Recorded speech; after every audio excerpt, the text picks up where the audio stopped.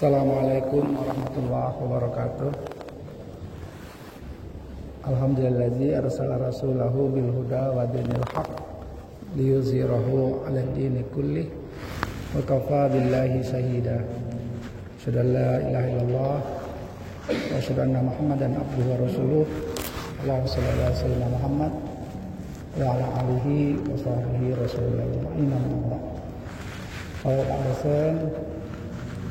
Para mahasiswa dan ibu-ibu jemaah zuhur rahimakumullah, kita bersyukur dengan kasih sayang Allah kita masih dipilih untuk dapat mengabdikan diri, menghambakan diri salat berjamaah zuhur di masjid. Nah, pada Rabu kali ini izinkan kami kita bermuzakarah dalam rangka menghidupkan, mengimarahkan masjid kita. Sampingnya kita laksanakan sholat, baca Quran, zikir, dan kita hidupkan juga majelis ilmu. Karena kalau kita melihat petunjuk dalam Al-Quran itu bahwa Allah Subhanahu Wa Taala itu menurunkan ayat pertamanya itu ayat yang berkaitan dengan Iqra, membaca. Namun dalam hal ini membaca tidak lepas, dia terikat dengan, berkorelasi dengan Bismi rabbikal ladzi khalaq, dengan nama Allah yang menciptakan. Nah, pada kesempatan kali ini dengan kami mencoba kita sama-sama membahas tentang surat Al-Imran, surat ketiga ayat 190 dan 191. A'udzubillahi minasyaitonirrajim. Bismillahirrahmanirrahim. Inna fi khalqis samawati wal ardh wa ikhtilafil laili wan nahar la ayatin lil albab. Ini ayat 190. Sesungguhnya Allah ciptakan inna fi khalqis samawati wal ardh, menciptakan bumi dan langit, langit dan bumi, dan pergantian siang dan malam. Itu terdapat ayat-ayat, tanda-tanda kebesaran Allah bagi orang yang berpikir. Nah, kata-kata berpikir ini adalah perintah kita gunakan akal kita. Jadi akal kita itu jangan dungu, jangan sempit, jangan pendek. Maka perlu exercise. Mulai dari membaca, menganalisis, kita diskusikan Karena kalau tidak kita gampang menghukumi orang. Bahkan kadang-kadang hukumnya kejam, neraka, surga, tanpa kita berpikir. Misalnya dia tidak sekolah, perguruan tinggi baru SD, ini salah, itu salah. Coba kalau dia melalui proses pembelajaran yang holistik yang istilahnya itu paripurna, dia pasti bijak. Nah, yang ayat 191-nya, alladzina yazkuruna Allaha qiyaman wa qu'udan wa ala dzunubihim wa yatafakkaruna fi khalqis samawati wal ardh rabbana ma khalaqta hadza batila subhanaka faqina azabannar. Jadi siapa orang yang berpikir tadi, ulil albab tuh dia selalu ingat Allah, selalu baik duduk atau berdiri atau berbaring Lalu dia memikirkan penciptaan alam ini, sehingga dapatlah kesimpulan sementara, tidak ada ciptaan Allah itu yang sia-sia. Nah, contohnya air ludah lah, di dalam mulut kita tidak najis, tapi begitu kita keluarkan jadi najis. Bermanfaat gak? Oh, di dalam mulut bermanfaat, di luar balik macam. Contoh kotoran hewan, itu najis, tapi kalau orang yang bijak jadi pupuk. Tapi kalau bodoh tadi cukup kotor sebatas itu saja. Tapi kalau dia berkembang dia jadi pupuk. Nah, saya sekarang ini ada jeruk nih. Jadi dalam berpikir seperti ayam, telur. Nah, dalam ilmu matematika itu ada kalkulus tuh. Ada yang namanya integral, ada yang namanya diferensial. Diferensial itu turunan. Ayam turunnya telur gitu. Nah, telur naik ke atasnya ayam. Nah, lama saya merenungkan Al-Quran itu, bahwa sains itu tidak bertentangan dengan Al-Quran, kecuali memang hati kita tuh gelap. Al-Quran ini sempurna di atas sains, sifatnya absolut. Contoh, saya pernah tanya kepada mahasiswa ini, baik S1, S2 ataupun S3, saya pernah dapat belajar di luar itu. Kita kan tahu kalau benda ini saya pegang nih, contoh nih saya pegang nih jeruk nih contoh. Jeruk ini saya pegang pakai tangan saya lepas. Stop. Nah, jeruk itu ya akan jatuh ke bawah. Atau ke bawah itu arahnya ke bawah. Pertama, what? Apa ini? Jeruk. Jeruk ini ngapain? Ya karena dipegang dia tahan. Ketika saya lepas, nah jeruk itu jatuh. Jatuh itu kemana? Arahnya ke bawah. Pertanyaannya, why? Ngapa tidak ke samping, ke kiri atau ke atas? Maka dijawab, Pak, itu adalah gaya. Gaya apa? Gaya gravitasi. Pertanyaan berikutnya, nampak nggak kamu gaya gravitasi? Tidak. Nah, pertanyaannya, gaya gravitasi itu apa? Gaya gravitasi itu adalah gaya tarik bumi. Sehingga benda-benda yang di bawah atmosfer itu tarik ke bawah. Pertanyaannya berikutnya. Nah, gaya gravitasi itu dia untuk memudahkan ya manusia ya kehidupan ini, maka seorang ilmuwan baik itu muslim non muslim dia mengadakan pengukuran, penelitian, riset. Nah, maka dapatlah supaya mudah dikasih simbol G. Seperti kita lah, manusia, laki-laki, perempuan. Kan ada nama-nama kita nih. Ya, Ahmad, Muhammad, Abu Bakar, kan ada nama-nama. Siapa tuh? Manusia, iya dia kan ada nama. Laki-laki, perempuan, iya dia ada nama. Maka tadi gravitasi tadi disimbolkan G. Lalu diukur, ada coba jatuhkan apel, jatuhkan jeruk, jatuhkan macam-macam lah benda-benda. Wah, dengan ribuan kali ya mengadakan eksperimen, dapatlah atunya besarannya, value-nya tuh 9,81. Nah, itu besaran. Sekarang satuannya apa? Misalnya kita dari sini ke Mekah atau ke Jakarta kan ada satuan tuh kilometer per jam kalau kecepatan. Sedangkan gravitasi itu bukan kecepatan, dia percepatan. Nah, dapat satuannya meter per second square atau meter per detik kuadrat. Ya. Nah, lalu ini namanya turunan daripada ilmu. Lalu saya tanya, siapa yang menciptakan, memformulakan, bukan menciptakan, siapa yang merumuskan gaya gravitasi itu? Siapa? Ada orang bilang Tuhan, Pak.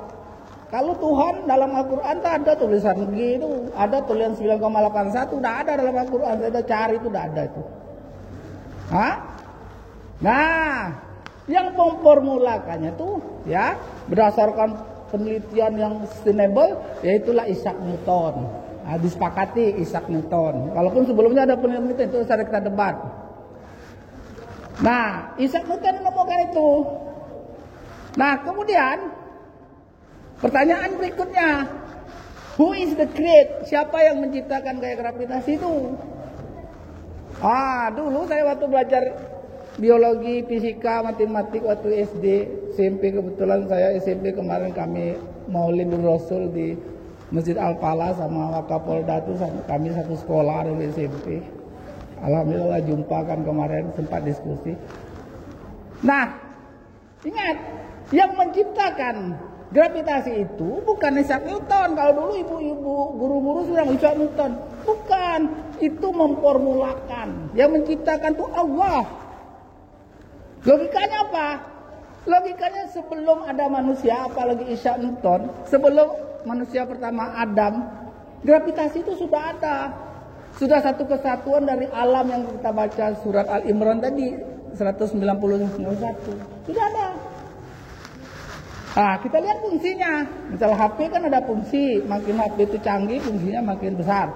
Fungsinya, kalau tidak ada gravitasi, kita bayangkanlah pagi-pagi kita masuk WC, ya, BAB, atau kita buang air kecil, itu tidak masuk ke kloset itu, karena gravitasi tidak ada, melayang. Nah, Allah SWT ciptakan tadi, itulah kasih sayang Allah, kesempurnaan kehidupan ini. Tanpa kita minta, Allah sudah lengkapkan. Begitu juga pertanyaan saya coba, ini Pak Waridon ini ada sering saya tanyakan mahasiswa, simple, tapi ini mendasar. Seperti agama-agama itu sebenarnya simple. Syahadat itu, kita sedekah banyak, bikin masjid segala macam, tapi tidak syahadat batal. Karena semua ibadah tuh kembali ke tauhid. Bukan ke syariat saja. Syariat itu penting. Itu untuk jalan menuju ke tauhid tadi. Balik. Nah, saya pernah tanya lagi ke mahasiswa dalam ujian kompre. Kadang-kadang sama saya coba juga S3 itu.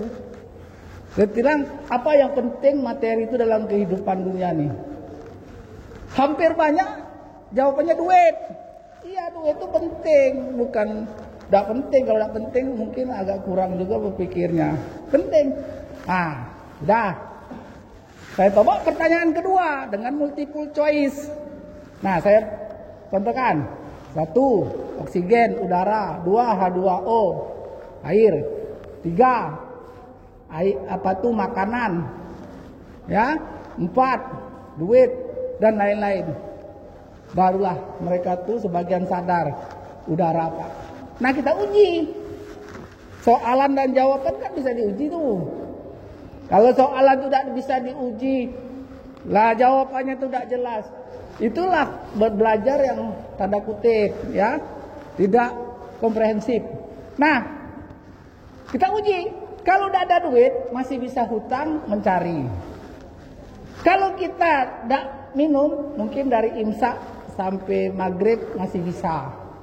Tidak makan, mungkin minum tahan mungkin 2-3 hari. Tapi kalau tidak ada oksigen, tidak udara, 10 menit game. 10 menit kita mati. Adakah? Nah, ini hikmahnya. Adakah kita minta udara every day, every time? Tidak. Namun karakter udara itu di mana saja, kapan saja, jumlahnya tuh banyak Allah siapkan. Mau kita di masjid, mau kita di kelas, di kebun, di mana ada udara tuh dan mudah dapat. Coba bayangkan, HP kita mahal nih, tapi ada pulsa nggak bisa pakai. Lampu kita mahal, tapi elektriknya nggak ada, ya nggak bisa hidup. Nah, itulah kalau kita dalami integrasinya tuh, ya, dari diferensial daripada makhluk-makhluk materi ini, tidak ada kata lain. Rabbana ma khalaqta hadza batila subhanaka faqina adzabannar. Seperti yang keluar dari dari kotoran ayam atau kotoran kambing itu, ya. Kalau orang bodoh, itu tai, kotoran. Iya, tapi kalau orang pintar jadi pupuk. Bahkan nyamuk itu yang macam tak berharga, itu kan bikin pabrik obat nyamuk. Banyak yang jadi profesor, banyak yang jadi kerja, entah jadi obat nyamuk bakar, apa baygon. Itulah kalau orang berpikir. Kalau kadang-kadang orang menyepelekan, cuma meneliti nyamuk. Nah, itulah sempit cara berpikir tuh. Sama dengan dia tidak pernah keluar dari Jambi, cakapnya itu.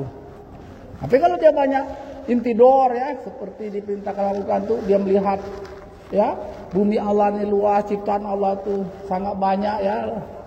Nikmat Allah itu luar biasa, maka tidak ada lagi kesombongan tuh. Kecuali Rabbana ma khalaqta hadza batila subhanaka faqina adzabannar. Alhamdulillah. Nah, akhirnya apa? Maka betul, yarfa'illahu alladzina amanu minkum walladzina utul ilma ila darajat. Orang yang beriman, ya ini, dan orang berilmu itu Allah naikkan derajatnya. Nah, kita sekarang cari ilmu itu cuma dapat ijazah. Dapat ijazah itu pening cari kerja. Padahal kalau hubungan kita dengan Tuhan, Allah udah tahu dah. Udah tahu. Nah, minta lahir enggak. Kematian kita enggak tahu. Tapi Allah udah punya catatan tuh.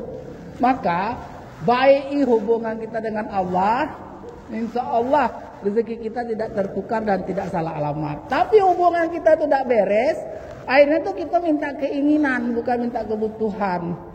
Nah, maka para nabi dulu, ya, rasul, ya, sahabat, orang-orang soleh itu dia tahu diri itu, sehingga dia kadang-kadang belum diminta pun Allah lah kasih. Kalaupun dapat ujian dia tidak mengeluh. Nah, kita tidak, duit haramnya berebut. Inilah, gaduh sana, gaduh sini, berebut duit haram. Lalu dianggap biasa. Nah, itulah jadi kebiasaan, habit dulu. Akhirnya apa? Kan ada ketenangan itu. Oke, makhluk tidak tahu. Allah itu ada CCTV, keraman katibin, rakib dan atib. Kita akan dicatat. Nah, makanya sebelum terlambat kita mohon ampun. Innallaha ghafurur rahim. Dengan sesama kita mohon maaf, minta maaf. Ini tak, kita zalim. Depan kita baik, belakang kita sikut, kita tujah kawan kita sendiri. Itu zalim itu. Tidak ada ketenangan tuh. Selamat tidak ada di situ. Ya, itulah tauhid itu. Itulah la ilaha illallah Muhammadur Rasulullah. Yakin kita kepada Allah, syariatnya kita ikut Rasulullah SAW. Ini dapat kami sampaikan. Ya, mudah-mudahan ada manfaatnya dan mudah-mudahan dosa kita diampuni dan kita besok lebih meningkat iman dan amal soleh kita. Kita tutup dengan kiparan majelis. Subhanallah bihamdih, subhanallah bihamdika, asyhadu an la ilaha illa anta, astaghfiruka wa atubu ilaik. Assalamualaikum warahmatullahi wabarakatuh.